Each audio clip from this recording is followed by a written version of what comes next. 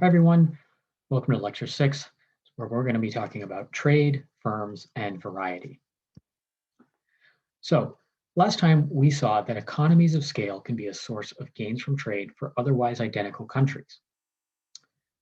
External economies of scale, in particular, can provide an additional explanation for cross-industry trade between countries beyond comparative advantage or relative factor endowments. However, a lot of trade today is within industries. That is, countries import and export different varieties of the same types of goods. And the models we've seen so far don't provide an explanation for this. Today, we're going to see how internal economies of scale and product differentiation can explain this and lead to additional benefits from trade. So, before we get to trade, with internal economies of scale, we need to address competition. So one important feature of internal economies of scale is that average cost is declining at the firm level. So to see this, we're going to look at the simple model of internal economies of scale, which is just fixed costs. So to produce it all, firms have to pay a certain fixed cost, M, and then for every good that they produce, they have to, it costs them an additional marginal cost, C. So over here, we can see that marginal cost is constant. Every good costs 1. But to produce it all, we first have to pay the fixed cost. And so average cost is declining because as we produce more, the fixed cost is being averaged over more goods. However, as you can see, while average cost is declining, it's constantly approaching marginal cost, but it will never exactly reach the marginal cost. And so remember that perfect competition just means price equals marginal cost, right? That's all perfect competition really means. And with internal economies of scale, we can't actually ever have that. So if price was equal to marginal cost, at any quantity, the price is always going to be below the average cost. And that means that profits will be negative, right? There's nothing to offset the fixed costs. So with negative profits, no firms are going to be willing to enter the market. And that's just not a sustainable equilibrium. And so with internal economies of scale, we must have imperfect competition. So there's many different forms of imperfect competition, but today we're going to use a simple model, which is called monopolistic competition. So this is different than just having a monopoly. A monopoly is when you have one firm and that firm has all the pricing power, right? Monopolistic competition, we're going to have a bunch of firms that produce differentiated varieties of the same type of product. So think iPhones versus Google Pixels versus Samsung Galaxy. You know, these are all smartphones. They all compete with each other in the smartphone market, but they're all different.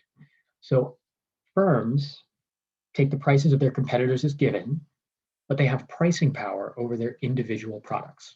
Apple decides what the price of an iPhone is going to be based on demand for iPhones. You know, they want to maximize their profit from iPhones, and they can do that by changing the price or quantity. And you know, Google is going to have pricing power over the Pixel, Samsung over the Galaxies, but it's over their own products. And they take the actions of all their competitors and the prices of all their competitors as given. So an important assumption here is that products are imperfect substitutes.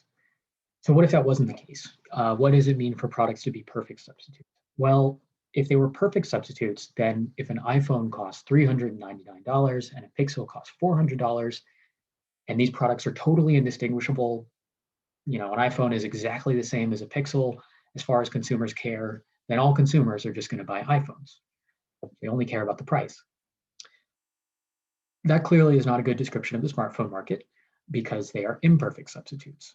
So even if iPhones only cost $100 and Pixels still cost $400, there's some people that are still going to buy Google Pixels because there's some features of Google Pixels that they value. Pixels and iPhones are imperfect substitutes, which means that their prices can be different. So we're going to make one assumption here for simplicity, which is that firms are symmetric. That means that firms are going to all charge the same price and they're going to all sell the same quantity. So another way of thinking about this is that we have horizontal differentiation rather than vertical differentiation. So horizontal differentiation means that firms have different features, they're distinguishable in some way, but overall, their quality is the same. So firms can charge the same price for them. If we had vertical differentiation, this would be like the iPhone 10 versus the iPhone 9, right? The iPhone 10 is just better overall, so consumers are willing to pay more overall for it. But we're going to step aside from that part of that differentiation via quality and just look at a horizontal differentiation because it lets us assume that there's just going to be one market price. That's going to make things easier. So an important object in equilibrium in this model is going to be the number of firms. So we know that firms require a markup to compete, to enter into the market and produce it all. Markup, that's just defined as the difference between price and marginal cost. And so in perfect competition, there has to be zero markup. We're in imperfect competition, so there's some markup. But this doesn't necessarily mean that firms are going to be making profits. So firms would still be making zero profit overall if price is equal to average cost. And we can just do a little algebra to show that this is the case. So, price equals average cost, that's the condition that we're starting with. If we put in the definition of average cost over here on the right-hand side, so that's going to be the fixed cost plus the total marginal cost that we're paying. So that's C times Q, and we'll divide by Q, the total quantity, to turn that into an average. And let's just do a little bit of rearranging here. So we'll multiply P times Q, and then we'll move everything over to the left-hand side. So we set this side of it equal to 0, and we have P times Q. So this is total revenue minus fixed cost minus total marginal costs. It's going to be equal to 0, and this just happens to be equal to our definition of profits. So if price is equal to average cost, then profits are going to be equal to 0. So why does this matter? Well, with monopolistic competition, one of the important features is that the market price P is a decreasing function of the number of firms in the market. And this is very intuitive. If there's more competition, prices will be lower. So the free entry condition says that firms will enter the market until price is equal to average cost or until profits are equal to 0. So there's a number of firms all sitting on the sidelines evaluating whether or not they want to join the market. And they're looking at their expected profits, which is this definition. And if this is positive, they'll choose to join, but that's going to lower the price a little bit. And so the next firm will look at their expected profits, and if it's still positive, they'll join, and that'll lower the price a little bit. And they'll keep doing this until expected profits are equal to 0, which is when price is equal to average cost. And so this means that the number of firms is an equilibrium outcome of this model. So why does the number of firms matter at all? Well, the idea is that consumers like variety. Variety is good for consumers, and all of these firms are producing different varieties, so this is something that we care about in our model. Why do consumers like variety? Well, there's two ways of thinking about this. One is that consumers like different things, and so at the market level, more choice is going to be better because consumers can choose to buy the items that are best for them. Some people want an iPhone, some people want the new Razor, some people want a flip phone. And so that's one way that variety could be good overall. But another way is that for some goods, consumers value consuming a variety of types rather than more of one single type. So I don't like to wear the same pair of shoes every day. I like to have different shoes that I rotate through. And so having a variety of options of shoes to buy is better for me overall.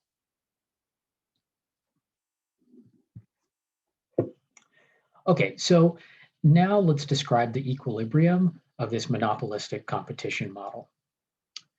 So you can see over here that we have two curves, the CC curve and the PP curve. The CC curve represents the average cost of firms. So the number of firms is down here on the x-axis, and as the number of firms increases, average cost is increasing. So why is that? Well, if we have more firms, that means that these firms are dividing the same size market between them, and so there's fewer units sold per firm. And that means that each firm is selling fewer units to offset their fixed cost over. So average cost is increasing as the number of firms increases. The PP curve represents the market price. And as we know, the market price is going to decline with the number of firms. More competition means lower prices. And so at the equilibrium, average cost is going to equal price where these two curves intersect. And so getting to this equilibrium, more firms are entering the market until expected profits from entering are exactly equal to zero. And so this is how we describe the equilibrium number of firms. So what happens when the market size changes in this model? Well, the market size matters, and it matters more than it did in the other models that we've seen. And the reason is that larger markets can support more firms. So in a larger market, we're going to have a greater number of units sold per firm, which means lower average costs at a given number of firms. So if we increase the size of the market, then the CC curve is going to shift downwards. That means that for a given number of firms, average costs will be lower because each firm is selling more. So that lowers prices as average costs shift down, and it also increases the number of varieties available. So this is good for consumers because we've got more varieties available at a lower price. And just an example of the way this works in the real world, think about the diversity of options you have if you're dining out in a city versus a small town. In cities, there's abundant restaurants to choose from. In a small town, you might just have a handful, or maybe even one. So let's look at these, what happens when we have internal economies and trade in the monopolistic competition model. So we have two markets here, home and foreign. And these are different size markets. So in autarky, home's markets can support 6 firms, and foreign's market can support 8 firms. If we open up to trade, firms will have access to a larger market, right? They now have access to a single integrated global market with more consumers overall. So this means that in each country, the CC curve will shift downward. And in fact, what really will happen is that we'll have one global CC curve that will be lower than either of the two autarky CC curves. And that represents the larger global market. So in the global equilibrium, we can now support 10 firms. So what's happened in autarky? Consumers in home had access to varieties from 6 firms. They had 6 types of goods to buy. Now they have 10. So they have a greater number of varieties available to them and at a lower cost. And the same is true in Away. Away had 8 varieties available to them at a given price in autarky. And now in trade, in an integrated market, they have access to 10 varieties and at a lower price. However, notice that the number of global firms is less than the total number of firms that we had in autarky. So in autarky, we had 6 firms in home, 8 firms in foreign, for a total of 14 firms. In the trade equilibrium, we only have 10 firms. So the total number of firms has gone down. And the reason is that with an integrated market, each firm faces more competition. So we're moving along the PP curve, and so prices are lower. This is good for consumers, lower prices is good. But it does mean that some firms are forced to exit. So we have greater variety available to each consumer, or to consumers in each country and at a lower price, but we have fewer firms and lower variety globally overall. So this has a few implications. One, this gives us an explanation for trade flows within industries. Differentiated products and consumers that value variety, along with internal economies of scale, can explain intra-industry trade. This is increasingly important. Trade within industries accounts for something like 25 to 50% of global trade. Consumers are unambiguously better off under trade. There are still gains from trade, and that's because we have more varieties available at a lower price. So it's not just about, the gains from trade is not just about prices now, but it's also about greater variety. So there are welfare gains that we didn't have in our previous models. However, it does mean that some firms will lose, right? There are clear winners and losers. Some firms now have access to a global market. They have greater sales and profits overall. That's good for them. But some firms exit. And ex ante, we don't really know who the winners and losers will be. Second, these two countries were different sizes. Home was smaller to begin with. They only had 6 varieties available to them. And in the trade equilibrium, they go from 6 to 10. And there's a proportionally larger fall in prices as well, because they started from a higher price level. And so this means that with internal economies of scale, there's going to be a larger gain in variety and fall in prices for smaller countries. And this is because global markets are relatively more important. So to firms, global markets are relatively more important in terms of export markets. So the global market provides more consumers and can support the scale that they need to lower average costs. And for consumers, import markets are going to be relatively more important because this is how they can access a greater number of varieties. So lastly, one really interesting implication of this applies to globalization more broadly. So over here, I have 2 pictures of Shibuya, which is a neighborhood in Tokyo. We've got a picture from the 1970s and from 2019. So if you just take a look, kind of closely at this picture of Shibuya in the 1970s, there's a ton of retail. This is a major commercial district, but none of this is like really recognizable. Some of this is just because of the 1970s, but if we were looking at 1970s New York, it would be pretty familiar to us, right? However, if we look at Shibuya in 2019, there are actually some things that you might recognize. So for example, there's a Starbucks right here. And by the way, this is the exact same intersection. You can see that this building is the same. But there's a Starbucks here now. There's a Forever 21. There's an H&M. There's a Uniqlo. And so now in this major commercial district, rather than something that is distinctly Japanese, right? These are all Japanese corporations pretty much. We now see a bunch of familiar global corporations. Some of them are American, Starbucks and Forever 21. Some are Japanese, Uniqlo. And just some are neither. I think H&M is Swedish. And so, this is surely better for consumers, right? Having more choices and lower prices. For me, I actually wear like 60% of my wardrobe is Uniqlo. So globalization has been great for my wardrobe. But there is a certain lost distinctiveness of places. And that's a real trade-off. And so in the model, we can see this very clearly, that the number of varieties is going down globally. So even though consumers are better off, there's something that's lost in the world.